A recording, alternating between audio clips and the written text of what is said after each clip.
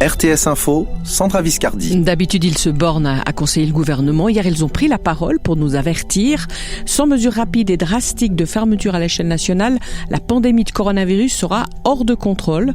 Les experts de la Confédération s'attendent à un doublement des cas d'ici le mois de janvier.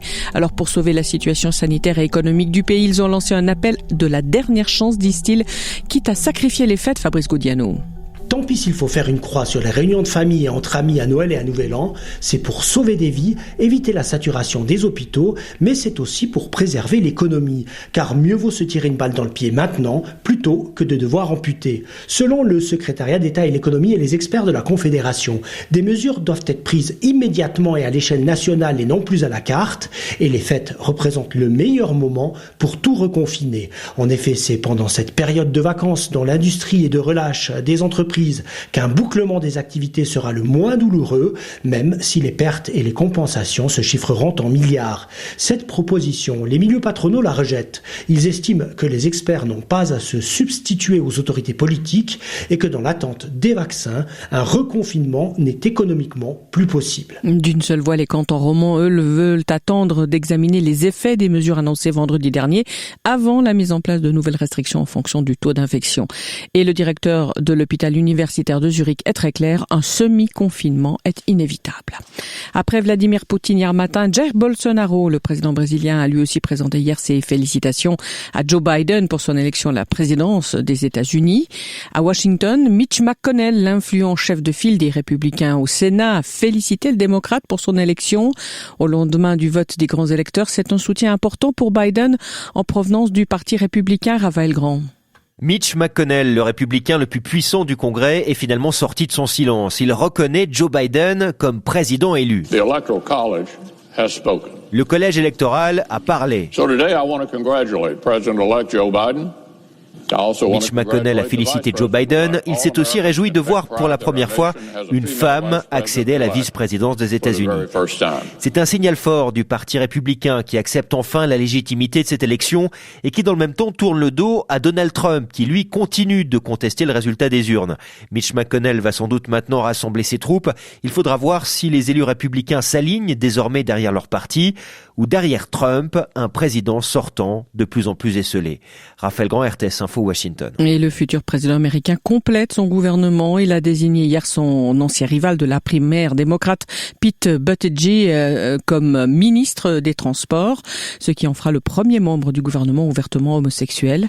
L'ex-gouverneur du Michigan, Jennifer Granholm, elle sera ministre de l'Énergie, des nominations qui devront avoir l'aval du Sénat. Si vous partagez sur Facebook des propos attentatoires à l'honneur publiés par un tiers, vous êtes punissable. Pour le tribunal fédéral, il n'est pas possible de vous abriter derrière le régime propre au droit pénal des médias, droit qui prévoit que seul l'auteur est sanctionné. Le jugement de la plus haute instance du pays rappelle aux internautes le cadre légal, alors que foisonne sur la toile et sur les réseaux sociaux ce type de commentaires, Gaël Klein.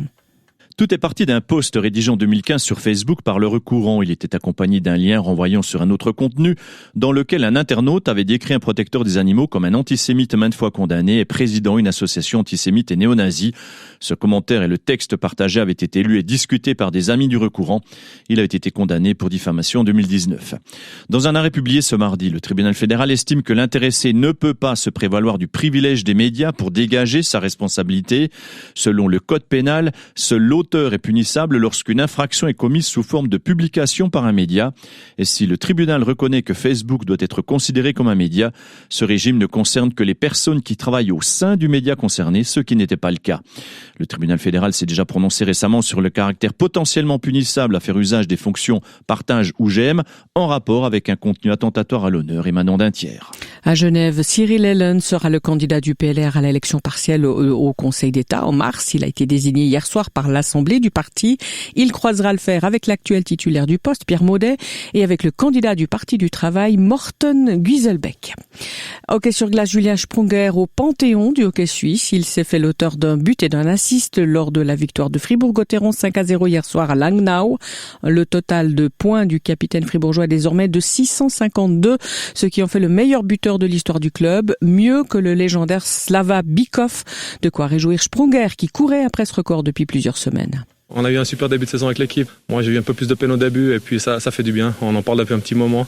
De pouvoir maintenant laisser ça derrière, c'est une bonne chose. J'ai à cœur de pouvoir écrire des pages de l'histoire de Fribourg-Gotteron. Et puis ce soir, j'espère que c'en est une. Et voilà, j'ai un respect immense pour Slava Bikov. C'est un honneur de pouvoir dépasser un joueur comme ça. Je peux pas me comparer à lui, c'est impossible.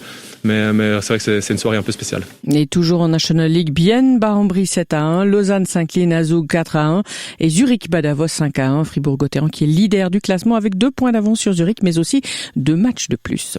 En football, en Challenge League, le changement d'entraîneur n'a pas provoqué l'électrochoc attendu à Neuchâtel. Xamax a encore perdu hier soir, défaite 2-1 à Thun, match nul 1 partout par contre pour Stade Lausanne-Ouchy et Winterthur.